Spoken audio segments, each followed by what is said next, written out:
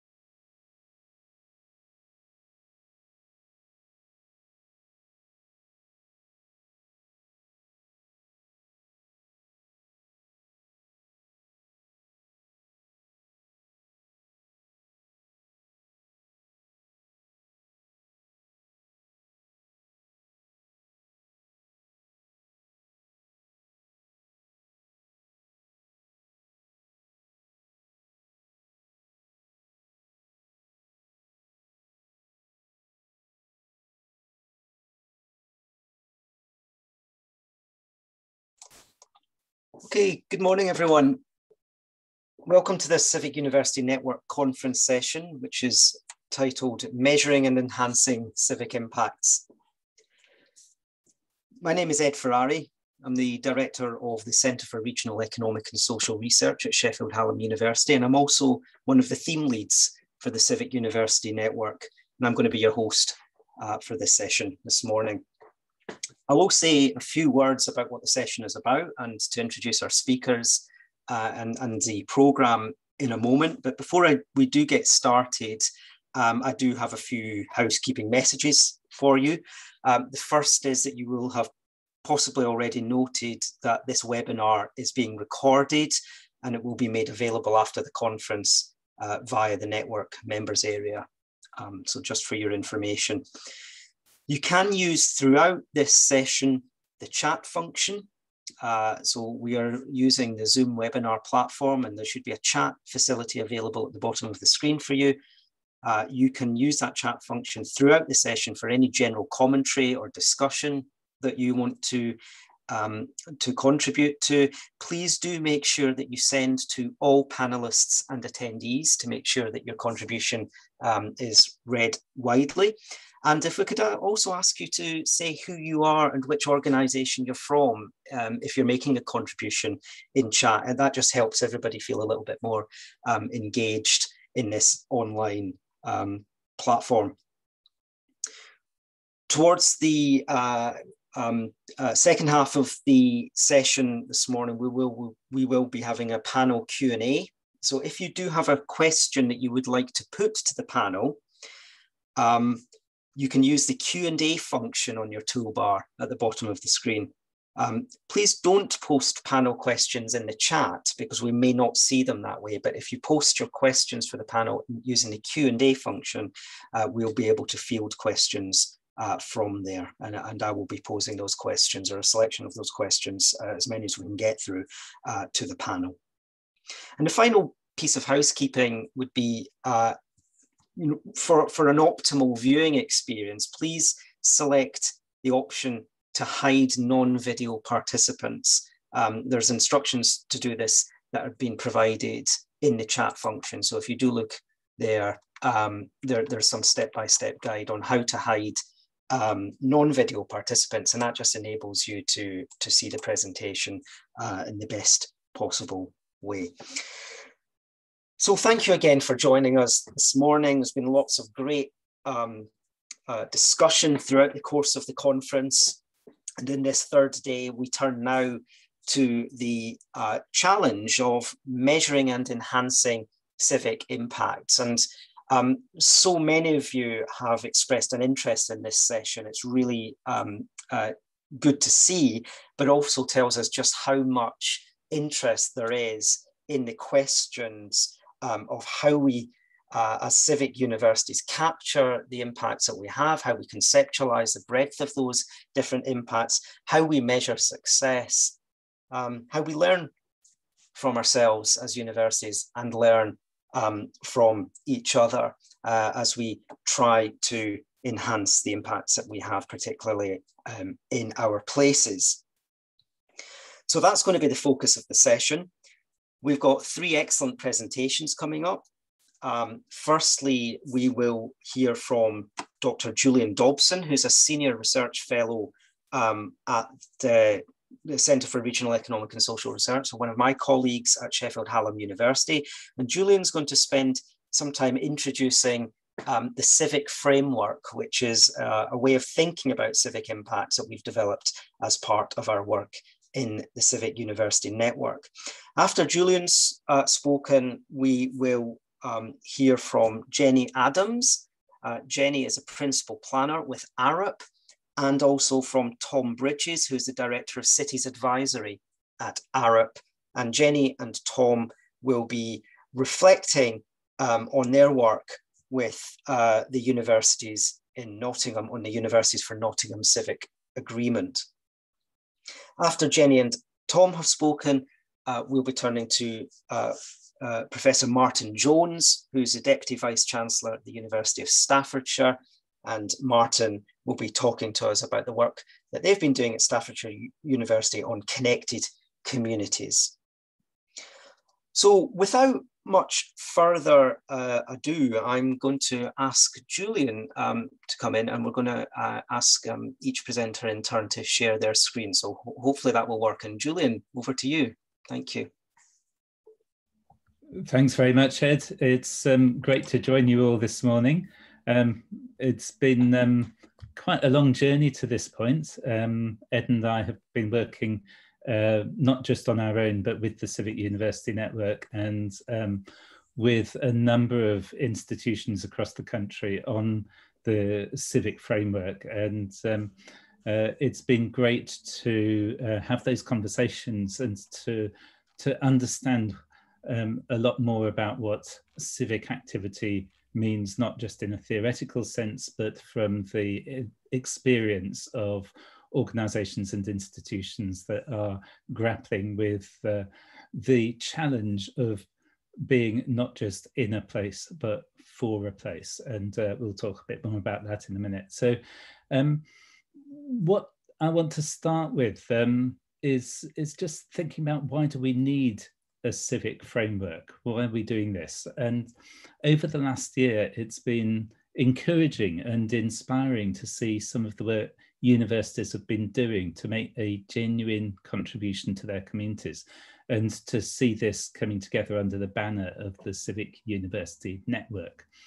But of course, civic activity is nothing new. You know, there's at least a century, if not more, of civic university engagement to build on. But what is new in the current context, particularly of UK politics and policy, is the need for universities to demonstrate and communicate their value to the places that host their activities. And for an increasing number of institutions, it's not good enough simply to be in a place. The important conversation is how universities can be for their places. And inevitably that leads us to the question of, how do we measure and assess the impact that universities are making? How can we understand and compare what different universities are doing? Is there a standard of civicness to be met? Hence the interest over the last year in what was originally described as a civic index and is now presented not as an index, contrary to anything you may have heard elsewhere. We really want to underline that, but as a framework, a way of thinking about and analysing civicness and supporting universities in their activities. So there's a good reason why we're not producing an index. Universities have made it clear, and we agree, they don't want another league table. There's plenty of those around. What universities do want is something that encourages and supports reflective and honest practice. And that message has been reinforced through discussion among the Civic University Network partners, through events and webinars over the last year, and through detailed work with a selection of institutions who helped us test out earlier versions of the framework. So the question is, if it isn't an index, what is it doing? And our work suggests that a civic framework should seek to capture how universities connect, how they collaborate, and how they contribute to long-term partnerships to improve the prospect of places and communities. So why use this kind of developmental and self-assessment approach that we've developed? We believe a framework offers universities a useful tool to encourage genuine reflection and to engage with difficult questions. And we think this approach will encourage universities first to map their activities comprehensively, to aspire to do better, to unleash the imagination of their staff and stakeholders in thinking about what a truly civic university might look like and what that journey might involve in different places and for different communities, to celebrate and tell the story of civic action, and to consider how all the everyday activities of the university, the core business of teaching, learning and research, can help to build the well-being of communities. So the framework that we've developed has got a number of dimensions, which you'll see in the diagram on the right of the slide. And in the inner circle, there's 7 domains of activity. These cover the key impacts of universities on their places and communities. And we'd suggest that any university that's genuinely interested in being civic should be paying attention to all of those domains. And just in case it's not obviously visible on the slide, those domains are social impact, environmental impact, health and well-being, culture, economic impact, estates, facilities and placemaking, and institutional leadership. What we haven't done is segmented research or teaching as separate domains, because we see these as cutting across all of the domains that we've identified. We'd expect a civic university to be thinking about its civic impact when planning its teaching and research. So as well as those domains of impact, we've identified 6 key processes that are involved in measuring and improving impact. And these are the blue circles on the outside of the diagram. And those processes are mapping, working out where we are now, partnering, working with others outside the university, agreeing who's going to do what and when, resourcing that activity, making sure that there is actually the means to make it happen, and then obviously evaluating how well it's going and learning what we could do better or differently. And we see those domains of activity and the processes of assessment and improvement working together in a cycle of continuous learning. This isn't a job that universities do once and then move on. So there's a PDF available that sets this out in more detail, and hopefully one of my colleagues will put a link available to that in the chat so that you can download it and have a look. And in that more detailed PDF, we map the processes and domains of activity against other key indicators, including things like the knowledge exchange concordat, the challenge areas previously identified by the Civic University Network in setting out Civic University agreements, and the sustainable development goals, because we want to be clear that this sits within a context of a lot of other work which aligns with it. So the next couple of slides should provide a bit more detail of some of the questions that we think universities should be asking. So within each of these 7 domains, we've asked a set of overarching questions that we think will help universities focus on what really matters in terms of being civic. These questions aren't meant to be prescriptive. They're not meant to lead to a specific set of activities. Instead, they should be seen as pointers towards the issues that matter. So in any location and any institution, the sense of what matters will look slightly different, because it's asking about what matters in your place and what matters for your place. So at the top, in the social domain, we encourage universities to ask, how are you going to bridge and reduce social divides and improve the quality of life in your communities, and including and especially those communities that are most disadvantaged? In the environment domain, We've asked how universities can play a leading role in mitigating and adapting to climate change and reversing biodiversity loss. In the health and well-being domain, we're asking how institutions can support the health and well-being of their localities and communities. What does a flourishing community look like in your context? And then the cultural domain, how can universities celebrate and enrich local cultural life? How do we create vibrant, creative and playful places and spaces?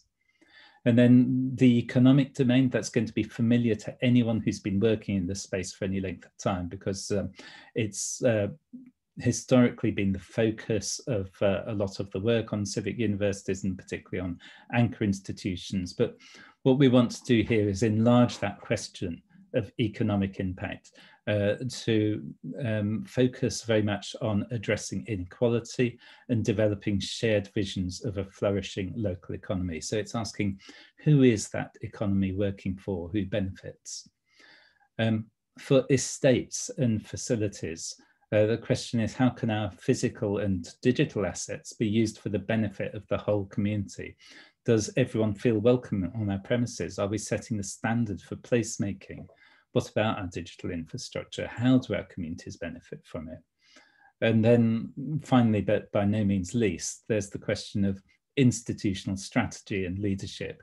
How does our top level governance, strategies, policy making support and develop our civic ambitions? How does our leadership within our institutions, within departments, within faculties, how does that support our civic work? And how do we ensure this civic ambition is embedded across all of our core activities? So I'm just going to look at one of those domains to illustrate how that process of learning works within it. So looking at the environmental domain, it then shows how you can start to ask a set of sub-questions along each of the stages of progress identified within the framework. So at the mapping stage, for example, do we know what our impacts are in terms of carbon emissions? Do we know what effect we're having on local biodiversity? So that's the starting point. At the partnering stage, have we identified which partners we need to work with and how in order to improve what we do? Who's informed our vision of sustainability? Has it just been generated internally, or has others come in and made a contribution to that?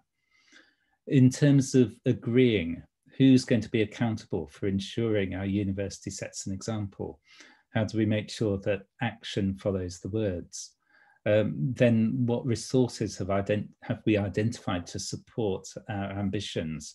And how will our investments, our ordinary everyday investments, as well as specific resources for this program of work, how will they align with what we say we want to achieve? And then finally, obviously, evaluation and learning. What are we going to measure? What indicators are we choosing? And then how are we going to act on the information that we generate through our measurement? So again, we're not saying this is the way to do it. We're saying here are the questions that we should be asking if we are going to do this well, and it will look different in different places. So obviously there's only been time this morning for a taster of the framework, and we're not going to go into detail in every domain and every possible indicator of progress, but there's a lot more on the Civic University Web Network website, and we'd encourage you to have a look, to explore it in more detail, play around with it, imagine how you might apply it in your own context, and give us as much feedback as you can. So what comes next?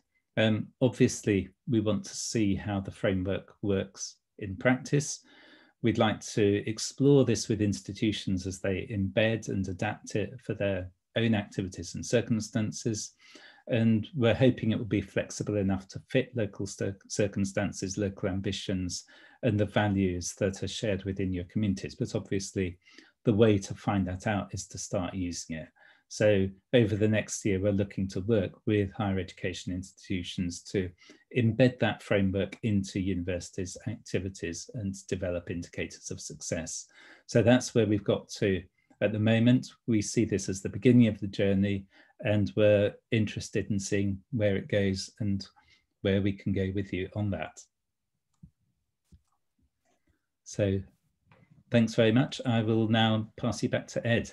Thank you very much, Julian. That's really excellent and very succinct presentation of the Civic framework. We're running a few minutes ahead of schedule, which is fantastic. And what that means is I'm going to exercise Chair's prerogative and suggest that we take one of the questions which has appeared in Q&A because it specifically relates to the presentation. So generally speaking, we'll be grouping up questions and addressing them as a panel, but because there's a question that's been posed by John Goddard in the Q&A, which is directly related to the framework, I'm going to suggest that we try to answer that now.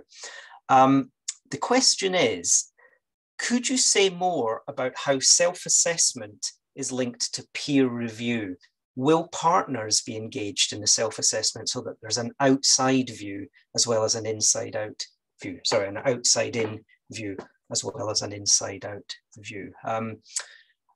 Julian, I don't know whether you want to sort of have a go at that question, or I'm quite happy to try and answer it. Yeah, well, I'll start and then hand back to you, Ed.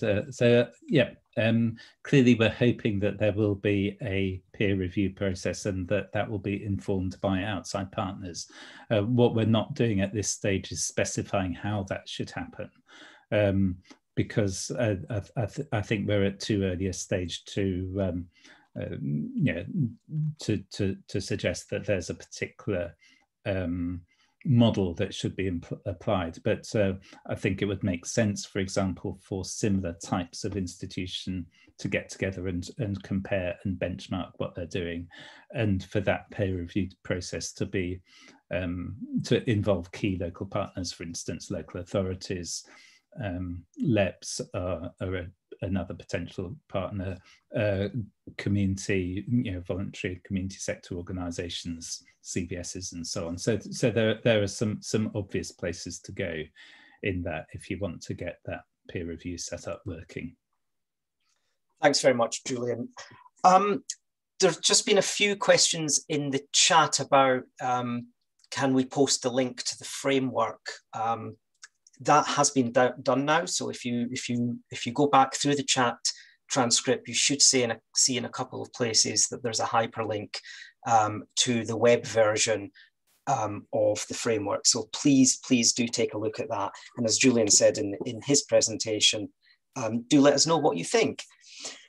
It's time for us to move on. Before we move on to our next presentation and I introduce Jenny and Tom from Arup, we want to take the opportunity just to run one of these little snap polls that we've been doing periodically throughout the conference. And my colleague Shireen has just popped that up on screen. So just a bit of fun really, but it also generates some useful information and learning for us. So please do try to answer this if you can. The question is, which of the 7 domains that Julian's just outlined do you feel your university or your HEI has made most progress on? And then the 7 domains are listed there. So we'll just give that 10 seconds or so while you pop your answers in.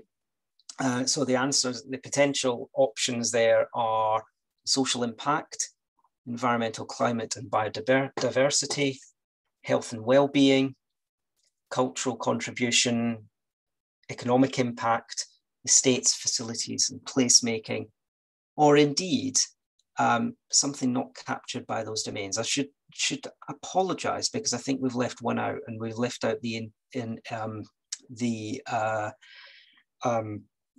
institutional leadership domain. So apologies for that. If that was one that you wanted to click, I suggest you use the 7th option, which is not captured by the above ones.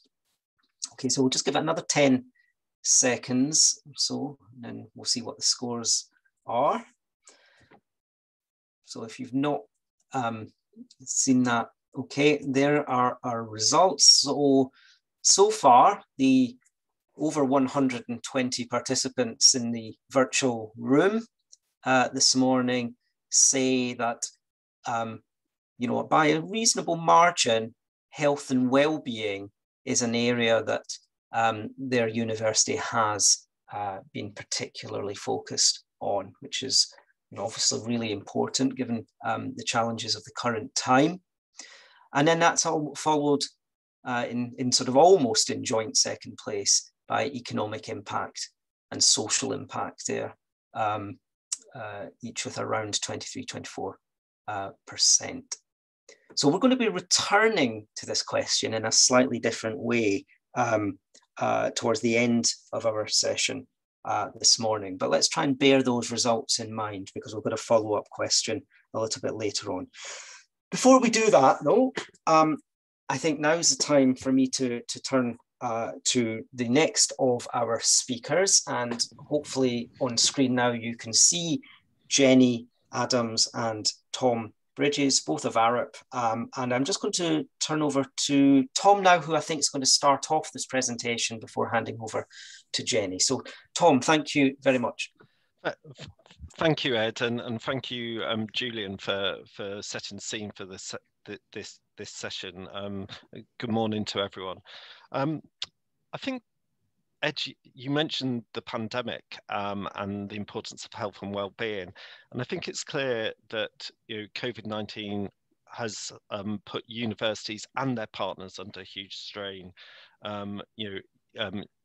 As institutions, as local authorities, as businesses, the community sector have faced huge operational and financial pressures over the last 12 months plus, and that's likely to continue in the future. And it would be easy for universities, given the challenges they face, to hunker down, to focus on what perhaps have traditionally been their core roles, or around teaching and research. But in our view, the Civic University agenda is now more important than ever.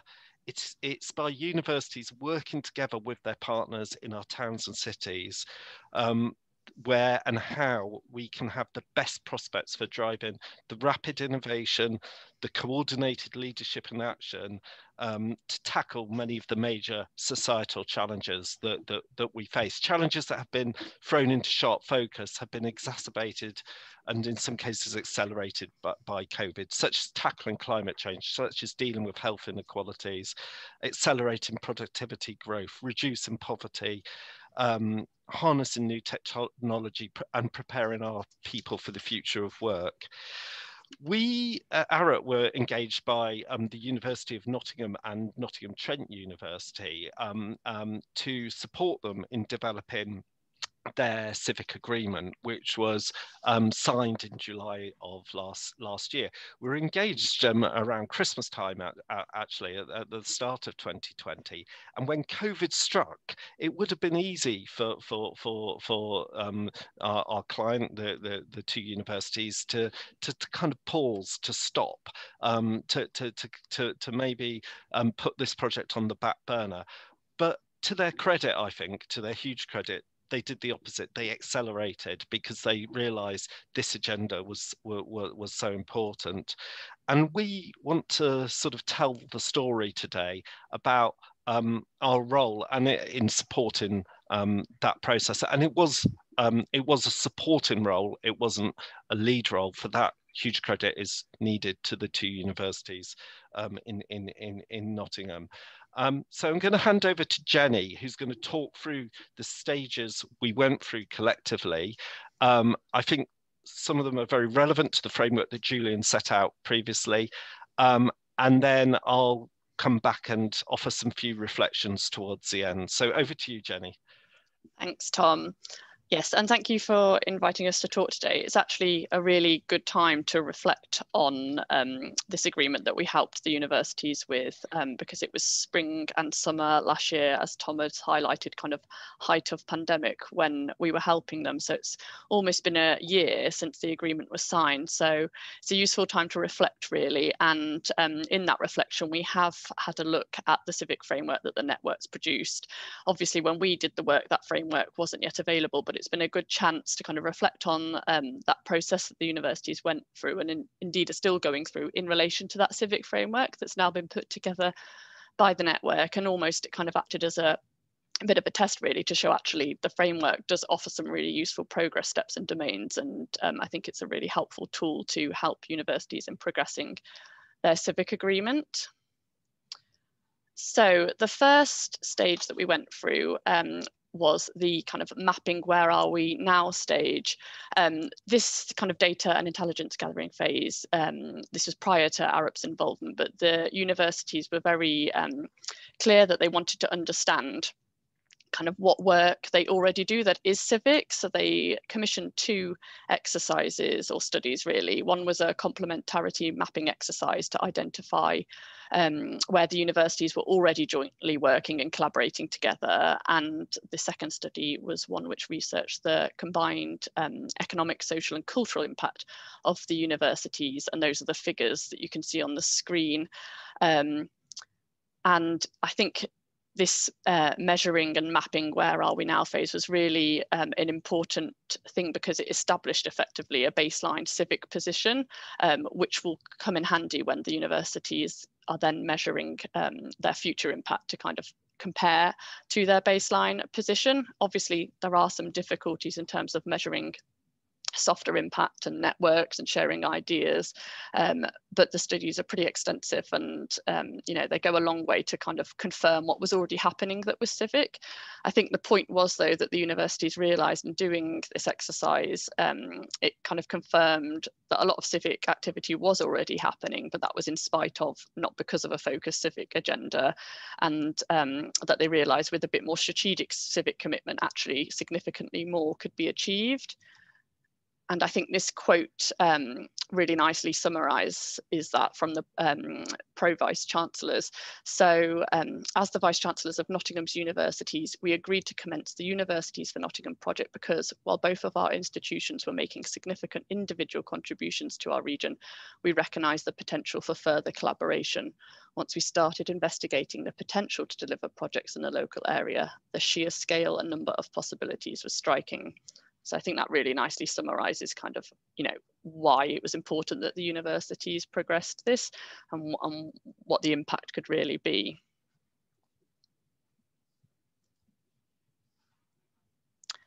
And also in the mapping phase, there was a really critical discussion to agree the geographical reach that the civic agreement would have.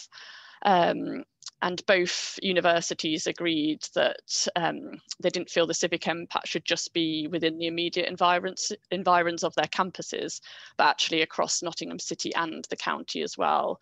And alongside kind of setting geographical limits on their civic impact, they also agreed 5 different themes.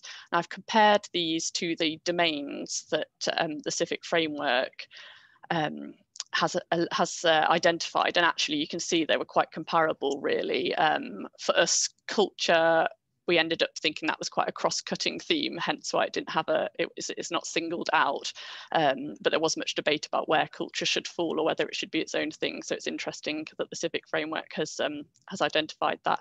And as opposed to the kind of final 2 themes on estates, facilities and placemaking and institutional strategy and leadership, the Universities for Nottingham agreed a theme of unlocking the universities, which was really kind of the principle about bringing down both the physical and the metaphorical kind of campus walls to help local organisations and communities take advantage of what the universities could offer. So I think, yes, it's interesting to reflect actually that the themes that we ended up agreeing on very much align with what the civic framework has picked as their domains. And I think one point that's worth mentioning is that you could kind of, there's many ways to draw lines in the sand on these things, but the Universities for Nottingham were really pragmatic really and moved along with consensus once they'd agreed. And I think that's important because you can get in a bit of a cycle of over-analysing kind of your limits. And the next step on the framework is partnering. And the universities quickly identified, based on both existing partnerships and what they kind of perceived as future critical relationships, who they should partner with. And those partners can be seen on the screen. And this is where Arup started getting involved really, and we held one-on-one virtual interviews with all of these partners, as well as a lot of wider stakeholders as well. And that was really important in helping us to understand the local challenges that needed to be addressed, and also where there were opportunities for collaboration. And after holding these individual interviews, we synthesized these findings across the 5 themes, and then we held a virtual one-day summit, which involved basically a huge session with everyone where we presented back the findings that we'd found out from our one-on-one interviews. But then we also staged smaller thematically focused workshops as well, which probed these initial findings and kind of discussed whether we'd captured the right things, or actually there were other priorities that should have been reflected in the narrative.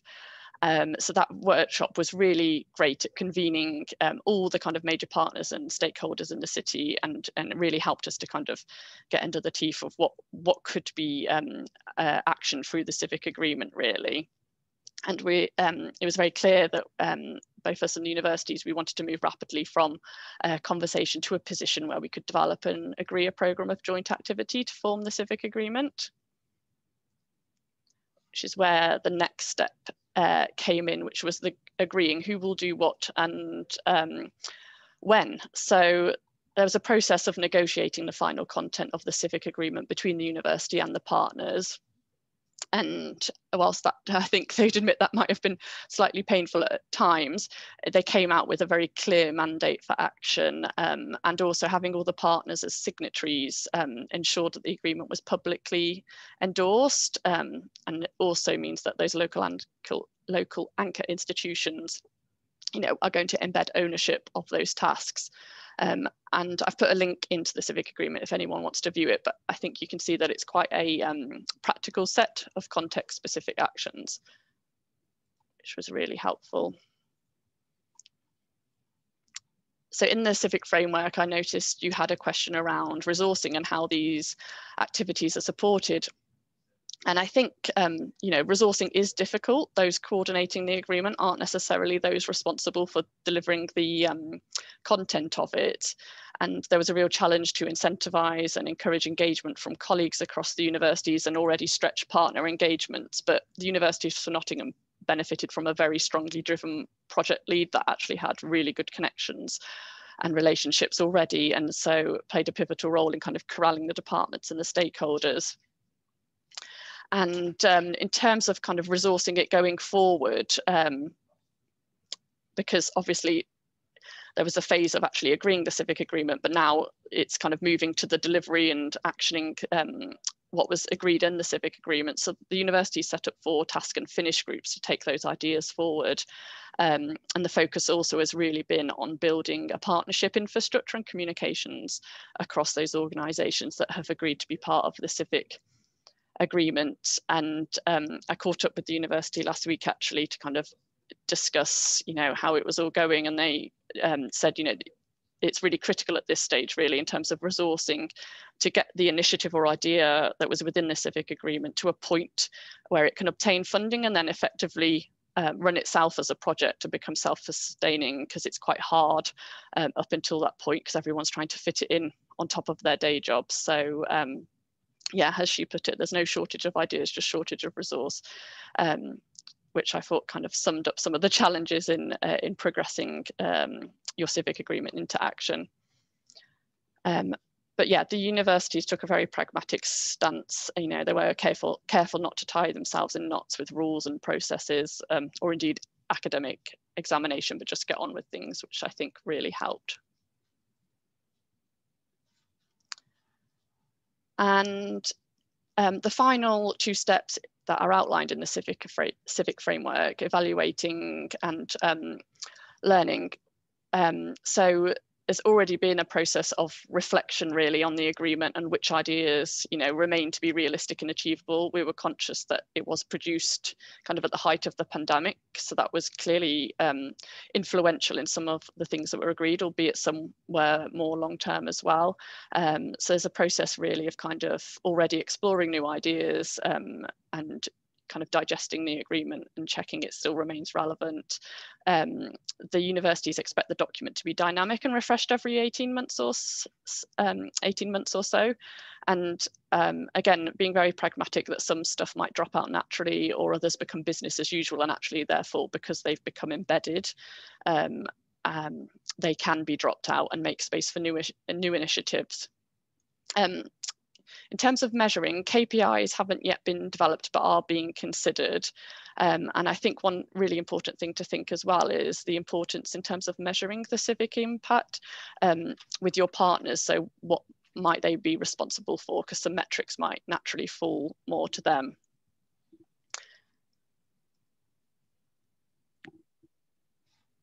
And then I'll just hand over to Tom, who's going to reflect on some other important things to think about. Thanks, Jenny. Yeah, so Jenny's talked through some of many of the issues that were in play and the work we did, but I thought I might just reflect on some things we didn't do, but that you might consider if you're developing your own civic agreement. So the first one is, the prospects of adopting a mission-led approach to the civic agreement. What are the big societal challenges that your area faces? But by bringing universities and other partners together, you could drive the innovation to solve those challenges, but also potentially unlock national and global markets for firms in your area, and increasing interest in this sort of mission-led approach to economic growth, and a suggestion that some of the UN Sustainable Development Goals could provide a framework for that. They could be our 21st century equivalent of the moonshoot, so to speak.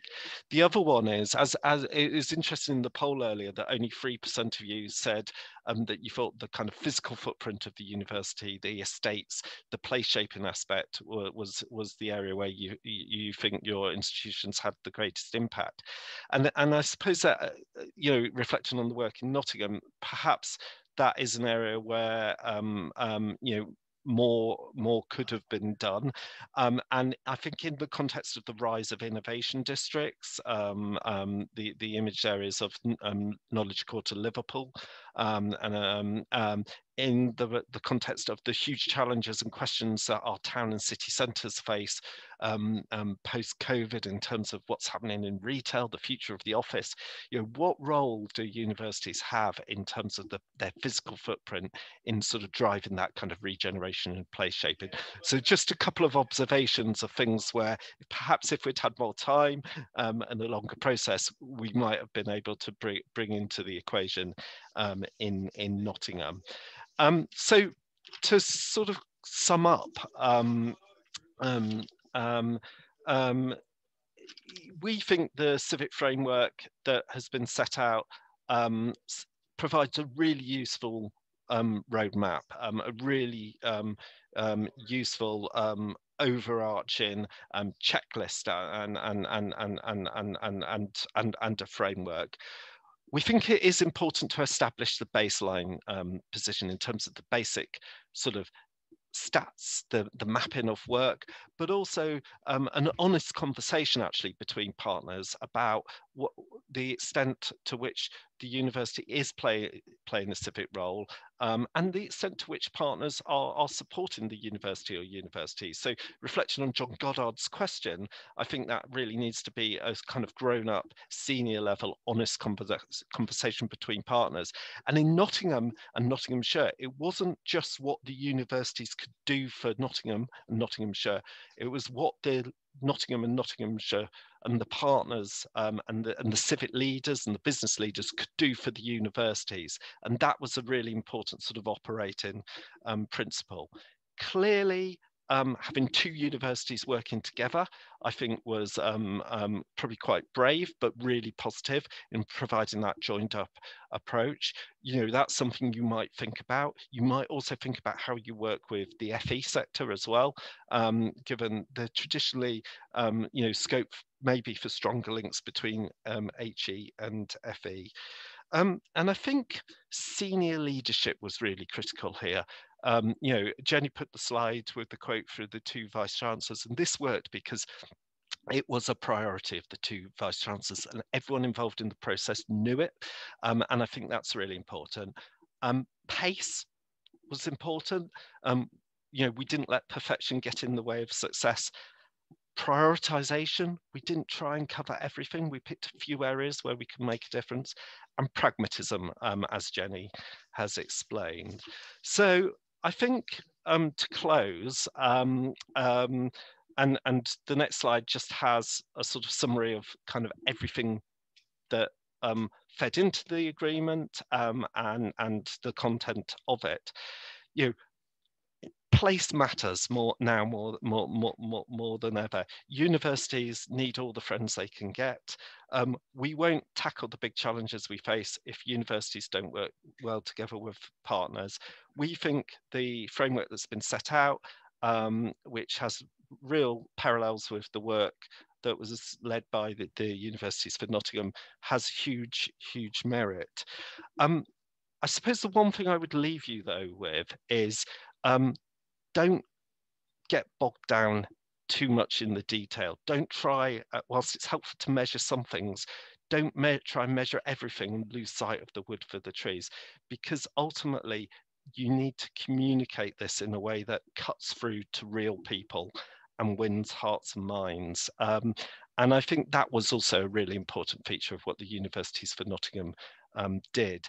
And I think on that point, we're going to attempt, and if the technology and sound works, to play a really short video that that was produced to try and explain what this was about in a really accessible way. And it's actually it's a poem by a Nottingham-based poet. So Jenny's gonna, with any luck, play the video, and that will close our presentation. Yes, fingers crossed the sound works.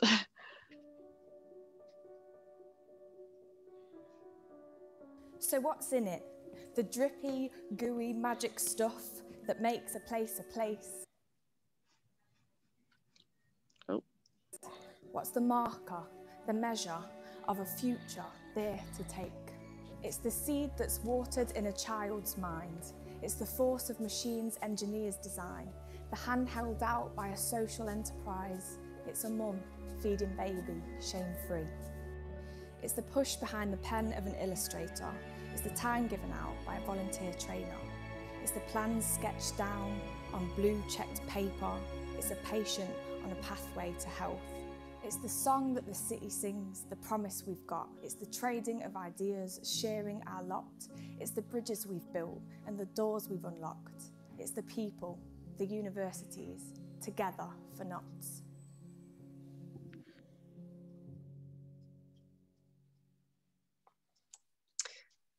Thank you very much, Jenny and Tom, for that really interesting explication of the story behind your work with Universities for Nottingham there. Conscious of time, so we're going to move straight on to the next presentation. Please do continue to add questions into the Q&A box, and we'll be coming to the Q&A session after the next presentation, and we've already got some really good debate in the chat. But just to suggest, to emphasize that if you want the question to be posed specifically to the panelists, please post it in the Q&A box, and then we'll put those questions to the panelists. Next, we have Professor Martin Jones, who's Deputy Vice-Chancellor at the University of Staffordshire. And over to Martin. Thank you, Martin.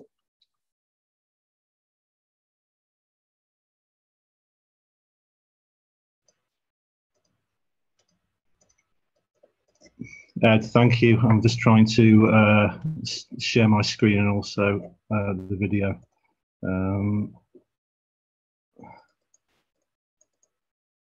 I seem to have a problem with the screen share at the moment.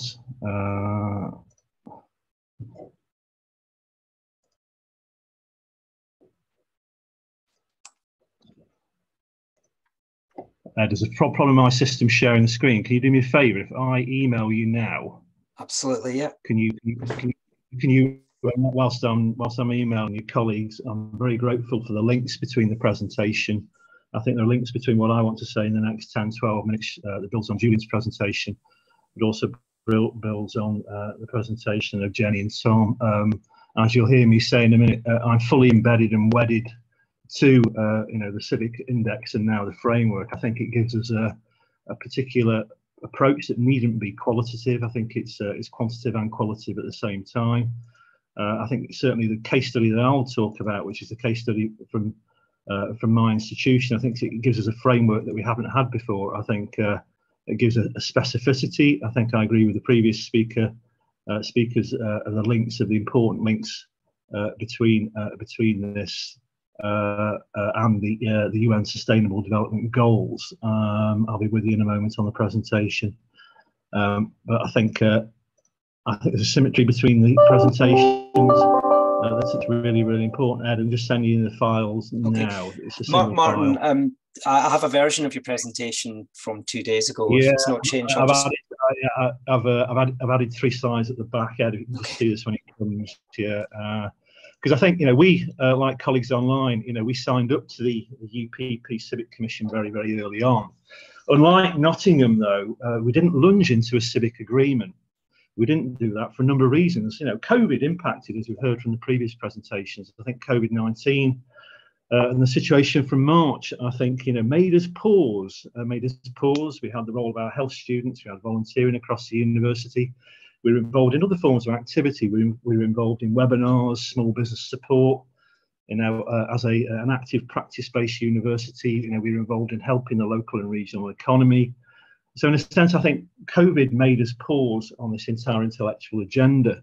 I think, to be frank, when we heard about the UPP Civic Commission and the notion of civic agreements, I think we were probably too focused on the agreement itself. So I think that the year's worth of pause in the background in which, Ed and Julian started to work on the framework and the index, I think was a timely pause moment for which to think about things. I mean, we hadn't probably, unlike other universities, spoken to our range of stakeholders and got a coherent, consistent position on what it is to be civic.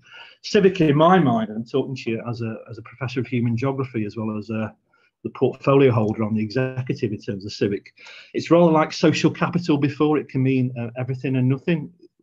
Ed, do you want to go to the next slide on this? I think it was a catch-all phrase. So I think really that last 12 months has been about pausing and re-evaluating.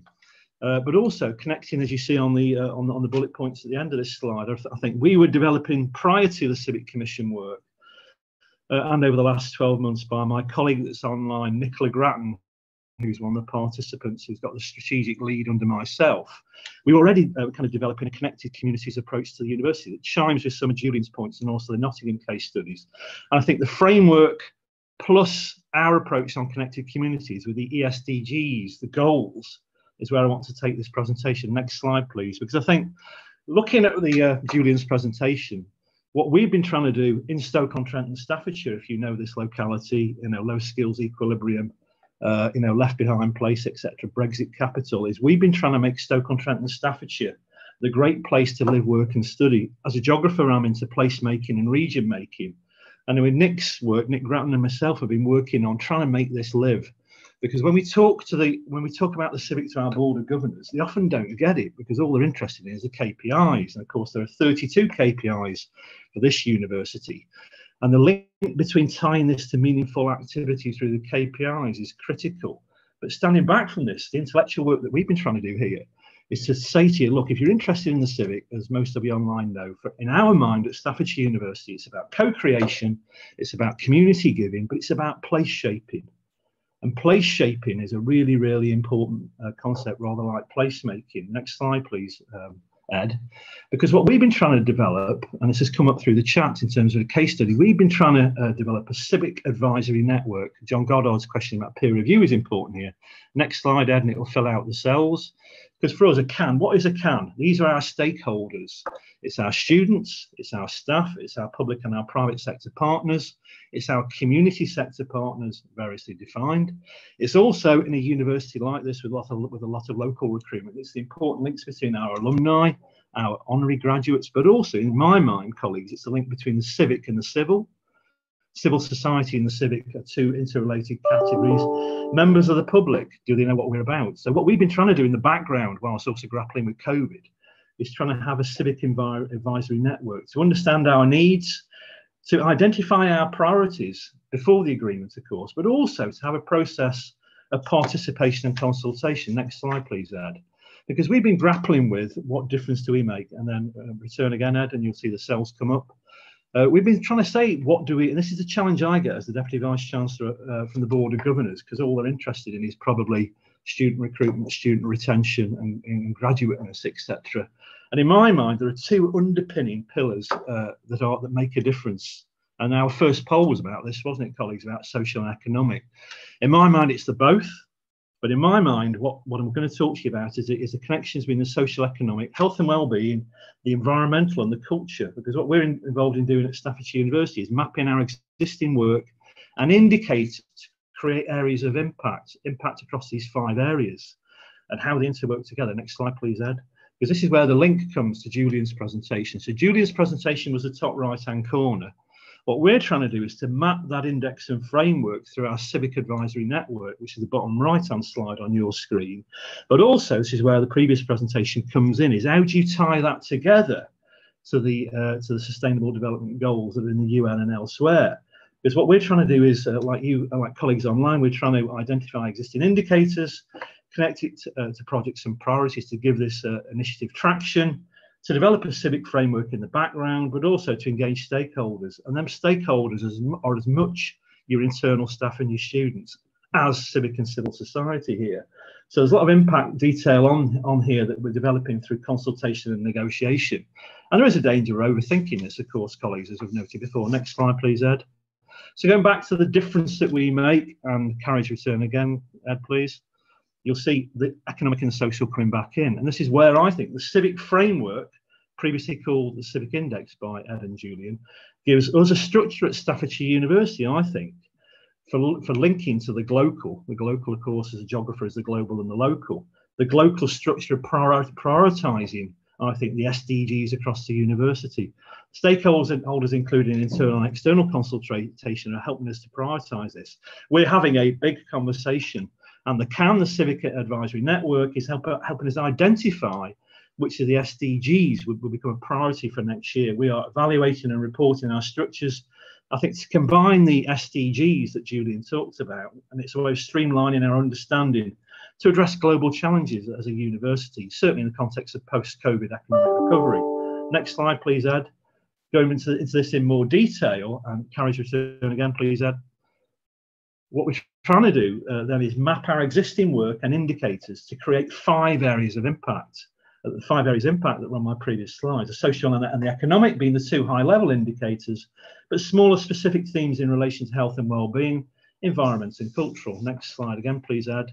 Because going back to what we were doing anyway, carriage return again, please, Ed. Back to the SAN, the Civic Advisory Network, and again, please, Ed, return. You'll see this coming in, the 3 themes: co-creation, community giving and place shaping, and again, Ed, plus return. Again, the 5 themes come back in. So what we're cleverly trying to do, and this was the danger early on, in terms of making a civic agreement approach of everything, we're trying to embed it into what we're doing already, but also upscale this and connect it in a variety of ways to the SDGs at the same time. And these are the processes, I think. Co-creation, community giving and place shaping is what Staffordshire University, I think, has stood for in its vision and mission, its ethos and its brand values for a variety of times over the years. Carriage return again. Next slide, please, Ed. So our connected community consultations are in process. I think we're providing a framework to have a firmer foundation for our civic agreement. I think this conversation, this session, I think takes the guidance of the civic agreement that came out, in the past forward to a different level. I think it gives it a level of specificity and granularity. It's helping us with our conversations that are in process at the minute, that are part of our university engagement strategy, I think, to reflect and inform our approach. These are not one-off conversations. I think these will feed in through our Civic Environment Network. These big conversations that we're having at Staffordshire University are with our communities, our students, and our staff, etc. And they're going to help us, I think, understand our local needs and priorities. The framework and the index does this. It's our base for our CUA discussions, the agreement. It helps us to understand how we will work together, how we'll improve recognition through our work, through our strengthened brand. Our brand in my first slide of the connected communities. But I think it's the starting process of that civic advisory network that I focused on. Next slide, please, Ed. I think there's some challenges out there, which I think still, in my mind, are pertinent to this session, rather like social capital. Containing an understanding, containing the civic is really important, because it can almost become anything to anybody, can't it? It requires institutional ownership and the need to evaluate and create additionality in terms of the additionality to what we're doing already. There's that important issue that's come up in the Q&A about who are your stakeholders and where does ownership, and John's point around John Goddard's peer ownership and peer review. It requires resources and capacity for staff to fully engage. But I think the opportunities, certainly in the post-COVID recovery phase, are massive here. I think it's a way of strengthening the civic identity of universities. It's a way of creating a shared civic framework that offers a way of levering in, I think, peer learning. It's not just about the league tables, it's about more qualitative soft indicators. And the civic approach, I think, as a university, encourages a reflexive approach to share, cycle and flexibility. Next slide, please, Ed. I've got a couple of slides left only, colleagues. I think it provides a structure to share our civic university agreement in development. It allows a degree of maturity and remit.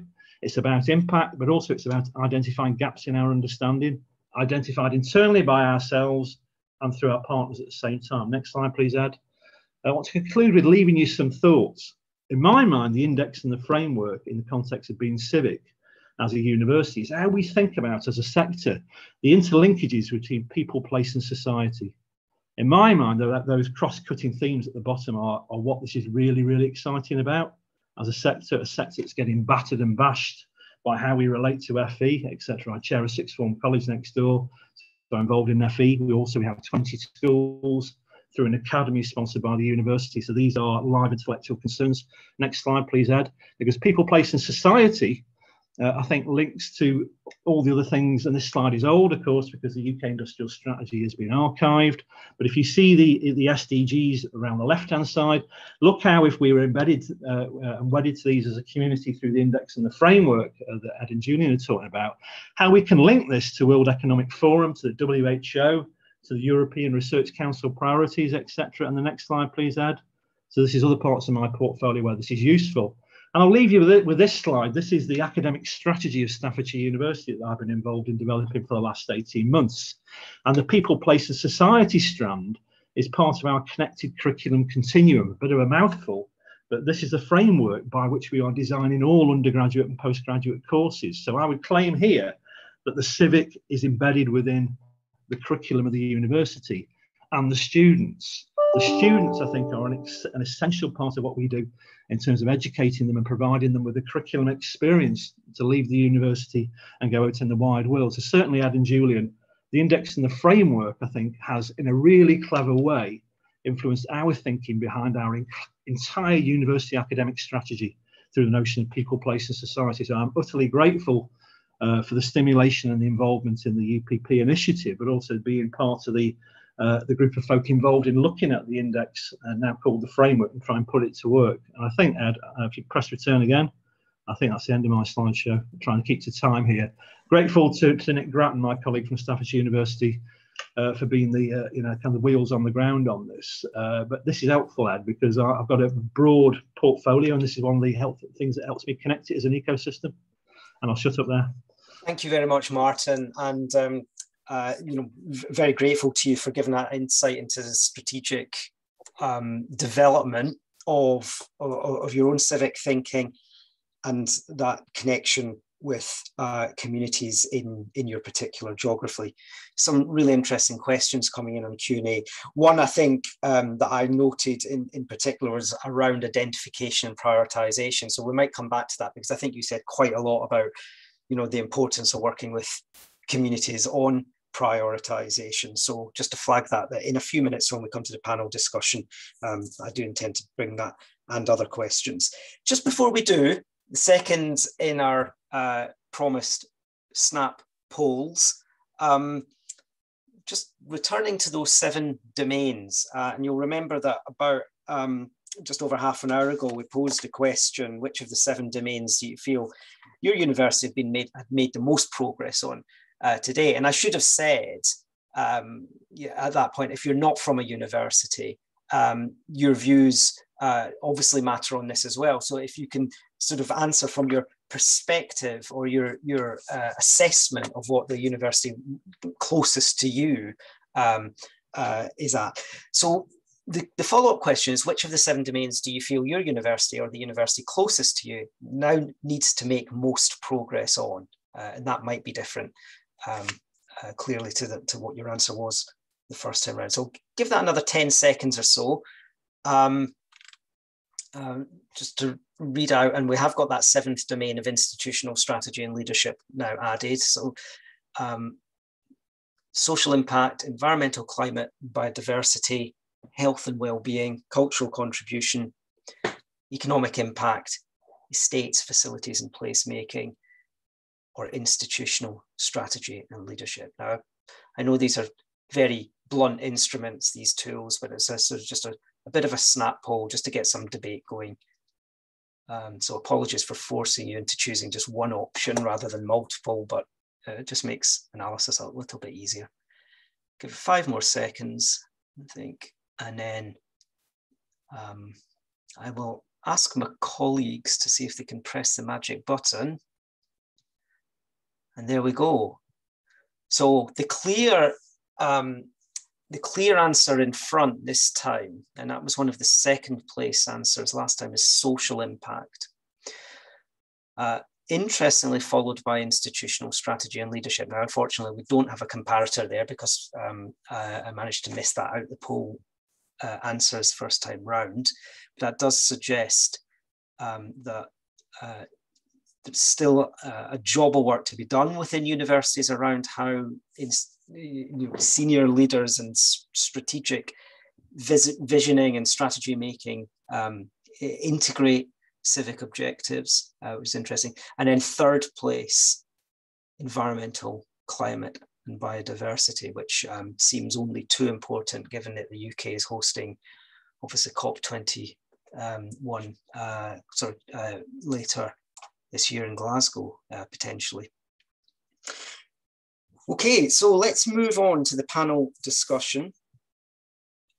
Hopefully I can bring all our panelists back onto the screen and we can pretend that we're all in the same space. So welcome back, everybody. There's been loads on the chat, so do please keep having a look and contributing to that. And it's absolutely great to see that there's a network emerging before our very eyes on practitioners in this space that want to connect with each other. And the Civic University Network is absolutely happy to help facilitate that connection if it helps. On Q&A, I'm going to ask the panelists to keep an eye on the questions as well. And if they feel as though they wish to type a response to something that we don't quite get round to, absolutely, please do that. We can type in responses as well as answer live questions. But I've got a couple of questions I just want to turn to first. Now, Louise Kempton asked the question, and it's specifically a question, I think, for Julian in the first instance, excuse me, but I'll ask the other panelists for their views as well. How can the framework cope with tensions between what the university wants to do and what the community, whatever that is, wants? What if the community wants something from the university that it doesn't want to do? Which I think is a fantastic question. Any thoughts? Perhaps Julian first, and then we'll just come in order. Jenny, Tom, and Martin, any thoughts?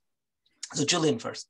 Okay. Well, I'm not going to get into a discussion, which I'm sure Martin can elaborate at great length about what is community.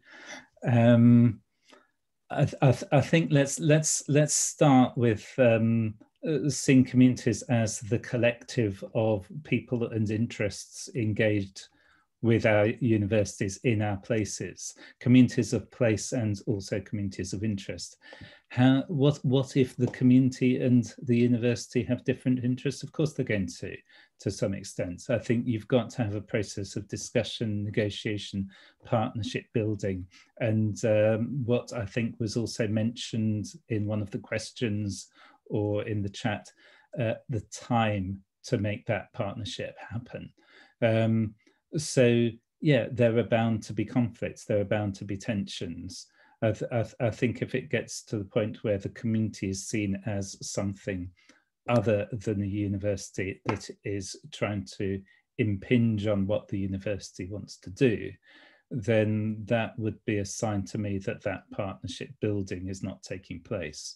And I think, you know, the starting point for this has got to be open discussion and listening and identifying areas of common interest to go forward together, because otherwise it's, you know, a civic agreement or yeah, a civic university strategy that isn't co-created with communities, I would argue is not civic. Okay, great. Thank you, Julian. Jenny or Tom, perhaps perspective from your work, Nottingham? Yeah, I suppose my perspective is be wary of trying to do everything through the civic agreement. I mean, it's, you know, the framework is a very comprehensive framework, but actually, I think there's a risk in in terms of identifying areas for action, that if you try and do everything, you'll end up almost doing nothing, or that certainly the impact and effort and resource will get dissipated across too many initiatives. So I think there is something about actually prioritizing and having an honest conversation that there may be some things that are priorities for the city that are not priorities for the university, and vice versa. And actually almost putting those to one side and focusing on the many areas of shared priority. But I'd kind of avoid just trying to do everything, and I'd try and focus it on a few initiatives at a time, would be my advice. Thank you. Jenny, did you want to add to that? Well, I was just going to say, yeah, I completely agree with Tom's point about there's only so much the universities could have done. And I think that's where the virtual summit was actually really helpful, where we had everyone in the room. We played back to them kind of what we'd found out about what the key challenges were and opportunities were, and those thematic sessions were very useful in helping the stakeholders and the partners to agree those priorities, because there was a recognition that there was only so much that could be contained and achievable within the realms of a civic agreement. So that was a very helpful way of kind of almost getting to that point of what could and what couldn't be included. And it did really help to prioritize, like, for example, on the health and well-being session, there were so many things coming up, especially with the NHS Trust being huge kind of partners. But what kind of really came out of that was actually quite surprising, was essentially them wanting a bit of a matchmaking service between what the academics could offer and what the kind of practitioners in the trusts kind of needed to know about, and making that more accessible. And that's just an example of one of the things that came up that we weren't necessarily expecting. So yeah, talking is how you get to that point, I think. Thank you, Jenny. And Martin, any reflections from staff? Yeah, just 2 points, Ed. Thank you. Just to endorse the comments from colleagues, in the spirit of co-creation, of course, which is in my mind working in partnership with an effective vision. You shouldn't be in this position, of having that kind of dissent. Of course, it happens. The question is, it's all about power and politics, of course, isn't it? Where it's coming from. I think if you'd annoyed, the leader of the council or the LEP, I think there are particular issues, or are there, etc. But certainly, effective partnership building means we shouldn't be in that position. But again, it's about ongoing consultation and being open. But also, in my mind, and this is the stick that I get probably off the Board of Governors, it's about the danger. Yeah, probably danger is the wrong word. The road about raising expectations beyond what you can deliver on. So I think that open consultation is a moment of reflection. I think the first point I'd like to make, Ed, is the fact of if we're in the spirit of partnership working and co-creation, there shouldn't be any surprises, because you'd be aware of those tensions on the ground already. And that's what placemaking in politics is about, isn't it? But I think you need to check in there again and see whether that's the right mood. Agendas shift, don't we? But again, let's be grown up about it, I think, at the same time. Okay, thank you. Thanks to all panelists there. A really tricky question coming next. That's a sort of warning, but one I think that really gets to the heart of an issue that so many on this call are probably, you know, itching to try and learn a bit more about. And I don't think there are any easy answers to this, but I'm going to, with apologies to some of those that have posed the questions, I'm going to try and group them together. So this is a question by William Fox. There was also a related question from Felicia Fye, and others, I think, have posted similar questions in the chat, and it's about quantification inevitably. So we've said that this is a framework at this point in time and not an index. But perhaps if I could just ask each of the panelists for some views on, you know, if we're going to quantify some of this, how do you do the measures? Perhaps in Nottingham, did they choose some measures? Are there some KPIs? In staffs, do you have some emergent measures? Or is it just all too difficult? So perhaps, Martin, since you're still on the screen, if you want to go first, and then we'll sort of come back to Jenny and Tom afterwards. So in a sense, we did the old school way of doing it, the economic impact, which features on some of the Nottingham slides. We brought in consultants, Hatchery Generous, you know, to do the classic spend figures that, you know, that predated this initiative that we're involved in. So we did that report a couple of years ago around staff expenditure, student expenditure, those kind of GVA big figures. But I'll be frank with you, Ed, and this is where the dialogue, the political level with the Board of Governors comes in, because there's two indicators of our 32 KPIs that they're interested in tracking through this initiative. And in my mind, it's recruitment of students from our local area, which is Stoke-on-Trent and Staffordshire, because you know, that link between the civic and the student recruitment is one way, and it's given a new way of presenting that. It's allowed me to stakeholder work in that way. But secondly, in the context of also, and this is increasingly important, I think, in terms of employability indicators and shifting notions of graduateness, the retention of graduates in region, and then that. So this is a way I think of looking at, you know, enterprise ecosystem, student startups, you know, relationships with stakeholder bodies to increase employability and employment.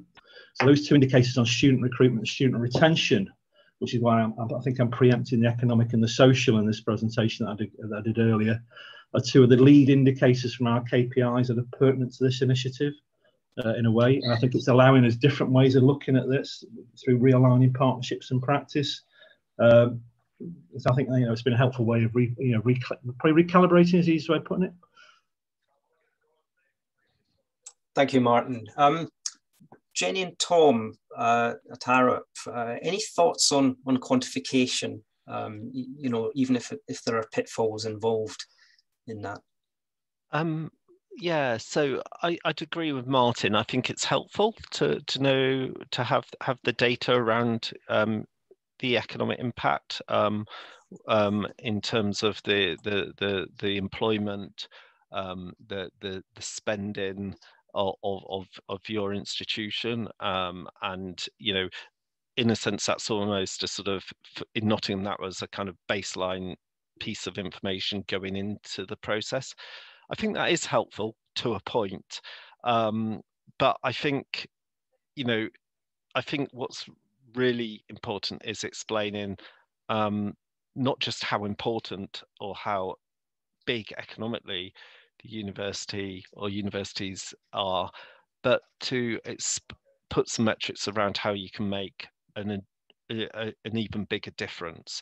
And that probably does require a framework, and I think the framework set out is helpful. I think it requires you to understand, you know, inputs, outputs, impacts and outcomes, and there may even be merit in, if this doesn't sound sort of too technocratic, a bit of a kind of high level theory of change around a civic agreement process. Having said all that, I kind of agree with Martin that actually it might be better. I think there is a risk of losing sight of the wood for the trees here and measurement for measurement's sake. And I think if you can focus in on a really small number of metrics that are really important to you and your partners, that would probably be more impactful and drive the culture change you want to drive than having 20 metrics. So, you know, that would be my advice. There's probably no right or wrong way of doing this. There are some sort of basic good practice around, economic impact and evaluation. But my advice would be sort of less is more, I think. Thanks, Tom. And some good links being posted in the chat about techniques for assessing social value as well. Jenny, I don't know if do you wanted to add anything? Yeah, by all means. I mean, as we were talking, I was just reflecting on the point really of why are we measuring? Obviously, we want to see evidence of the impact, and there's always been this issue of trying to quantify more qualitative things. And I would just, alongside that quantitative side, I think there's a real importance of just, going and speaking to people who are feeling the impact of those initiatives, whether it's a school group or a community group, and talking to them and appreciating, whilst that is a qualitative kind of mechanism to get feedback, it still counts. They can tell you if the impact is being felt or not, and just because it can't be measured in the traditional quantitative way, that can still be a useful feedback loop to kind of reflect on your civic agreement and those actions within that and check whether they are kind of fit for purpose. So again, it's trying not to tie yourselves in knots over kind of perfecting it and making it all fit into a perfect kind of quantitative measurement, but thinking, why am I doing this and what do I really need to know, I guess, is my point. Thank you, thanks. Julian, did you have any thoughts on this? And I suppose particularly about this, the kind of suggestion, I think perhaps, that universities have to find things that work for them. Doesn't that rather preclude any possibility of comparing universities? Slightly cheeky question there, leading question. It makes it difficult, but then the comparisons are difficult anyway. And I think one of the things that we were doing while we were developing the framework, one of the reasons we resisted picking a set of quantitative indicators was that actually finding indicators that really sum up what being civic is not as easy as some people might imagine. And I think the conversation that needs to happen before any indicator is chosen, particularly any quantitative indicator, is what do we imagine that indicator is telling us, and why have we chosen it? What are the values that are embedded in that indicator? So, if your indicator is, for instance, numbers of new companies formed in your city or region, that's going to tell a different story of your civic activity, and it's going to direct your civic activity in different ways than if your indicator is how many people within our area, within our city and region, are paid the real living wage, or what are the levels of economic equality within our city or region. That would drive a very different set of activities within the university. And I think those value judgments need to be made explicit, and often they're not. So if you look at something like the KEF, the Knowledge Exchange Framework, there's a series of very hard monetary indicators within that are actually all about income accruing to universities, and not, in my view, actually so much about the contribution that universities make to their communities. So I think Martin wants to come in here, so I will pass over. But I think that's the key point that really needs to be surfaced in this conversation. Thank you. Brief final point on that, Martin. Yeah, just briefly, what I'm trying to do at the minute, based on what Julian's just mentioned, is take the KEF cluster group we're in, taking our headkey KEF data and trying to build a dashboard, but trying to use the civic processes to drive the data, because rather than focus on the data itself. So I'm trying to make the argument internally that if you buy into the civic and civil society and do this kind of work properly, it'll drive the data. So in a sense, the two are not mutually exclusive, they're compatible, rather than just chase numbers like lots of my colleagues do. To argue, if you are a genuine civic university, genuine co-creation in partnership, then this data will sort itself out through the KEF. So I think that's the link between the two, Ed. I think that's the clever trick, because I think they are interrelated. If you do it properly, we'll all benefit in a variety of ways. Great, thank you. We've got time for one more question, which I'm going to pull from the Q&A, and panelists, please do feel free to type any answers to any other questions. There's a question from Dragana Vidovic, University of Essex. In your work developing civic frameworks and civic agreements, did you come across the issue of time that it takes to develop effective partnerships? While some partners are able and willing to be generous with their time as they look to build confidence and support needed to proceed with collaboration, others might not be in a position to do so. So how do you balance potential diverging needs and resources around time? And I guess that could be partnerships with other universities. So Nottingham, obviously the two universities in Nottingham building a partnership. John Goddard's put the question, how does Stafford work with Keele? But obviously other partners as well. So not just other HEIs. Who would like to have a go at that? Tom, I think you said you wanted to have a go. Yeah, it's a really good question. And I think, doing work in different places and also reflecting back on some of my experience working in local government. I work for Leeds City Council. One of my observations is the quality and strength and level of maturity of the relationship between sort of key civic institutions and universities actually differs quite a lot in different places. I think in some places it's really well developed. The Vice Chancellor and the local authority chief executive are talking very regularly, often in alongside health system leaders and other business and community leaders. In other places, it's perhaps less developed. So I clearly so I think there'll be different starting points here. I think building good partnerships takes time.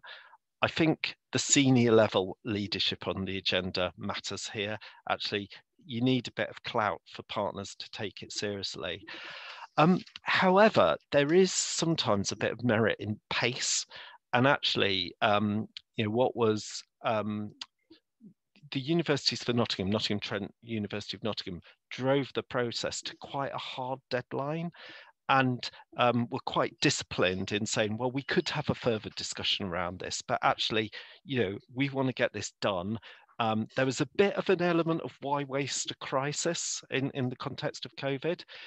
And I think that also had some merit to it. So yes, partnership building takes time, but actually forcing the pace and don't let perfection get in the way of success would be my advice here. Great. Thanks, Tom. With apologies to other questions or people who posed other questions, we're not going to have time to get through those, but I have noticed that there's been a couple of themes.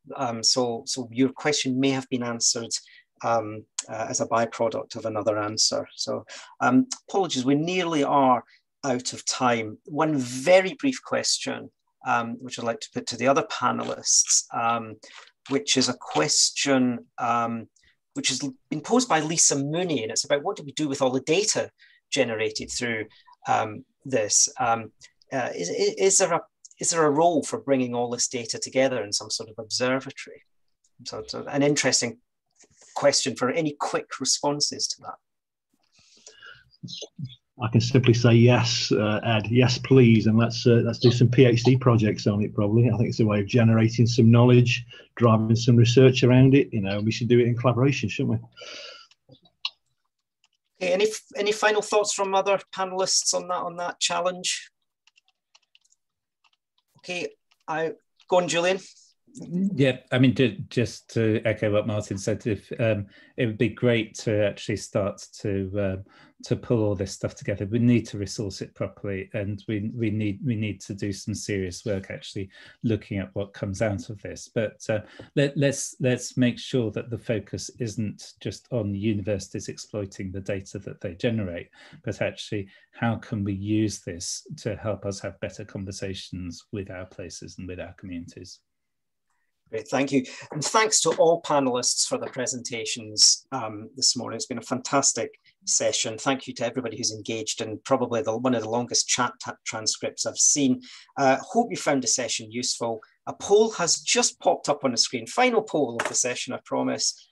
one question to answer. Would really appreciate your feedback on this if you could take time to answer it. And while you're reading that, I'll just let you know that you can engage with the conversation on Twitter using the hashtags that are on the screen right now. Be sure to visit our conference discussion board. It's called The Place Space, and it's being hosted on Padlet. There is a link in the chat. In particular, there has been a card added to that Place Space by Helen Featherstone, who's one of our participants in the audience, who's created a card for people to express an interest in the group that's just been forming in the lobby, as it were. So please do look at that. You can access lots of helpful resources on our members area. It's free to join. And if you don't already subscribe to the network newsletter, you can sign up to keep up to date with the latest network news and events. So with that, just to thank everybody else again, thank you for your participation. It's been a great session, and enjoy the rest of the conference.